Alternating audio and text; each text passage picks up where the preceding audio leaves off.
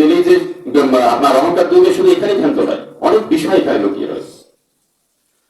হযরত আবু হুরায়রা রাদিয়াল্লাহু তাআলা থেকে বর্ণিত, রাসূলুল্লাহ সাল্লাল্লাহু আলাইহি ওয়াসাল্লাম ইরশাদ করেন, তোমরা বেহেশতে প্রবেশ করতে পারবে না যে পর্যন্ত না ঈমানের অধিকারী হবে, আর পূর্ণ মুমিন হতে পারো না যে পর্যন্ত না তোমরা পরস্পরকে ভালোবাসবে। আমি কি তোমাদেরকে এমন কাজ সম্পর্কে অবহিত করবো না যা আমল করলে তোমরা ভালোবাসা মধ্যে আবদ্ধ হয়ে যেতে পারো? শোনো তাহলে, তোমরা সালামের আদান প্রদানকে নিজেদের মধ্যে বহুল প্রসার ঘটাবে। সুবহানাল্লাহ।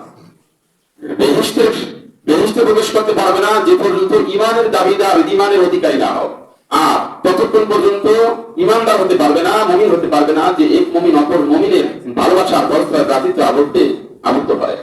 তো বলা হয়েছে তোমরা একে অপরের ভালোবাসার বন্ধনে আবদ্ধ হবে কিভাবে?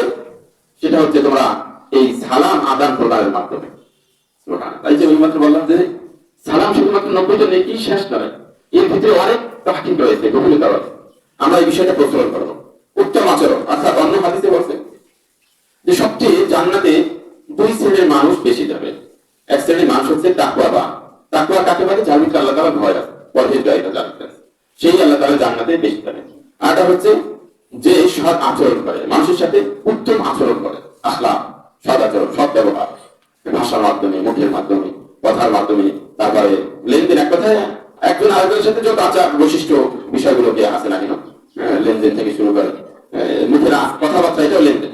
আমি প্রতিবেশী, আমার সাথে তুমি কিরকম আচরণ করার কথা ছিল, আমি একজন আপনার ভালোবাসার ব্যক্তি, কিভাবে আচরণ করার কথা ছিল, আমি আপনার পাশে একজন যাত্রী, একজন পথ চলা পথী সঙ্গী, সফর সঙ্গী, প্রতিটা জায়গায় ভালো আচরণ, সদ আচরণ, এই যে বিষয়গুলোকে আমার ঠিক রাখতে হবে।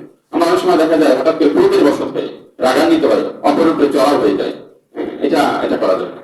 এই জন্য আল্লাহ রাসূল মাত্র বলছেন যে সবচেয়ে যে শ্রেষ্ঠ যোদ্ধা হচ্ছে ওই ব্যক্তি যে ক্রোধের সময়, রাগের সময় নিজেকে নিয়ন্ত্রণ করতে পারে।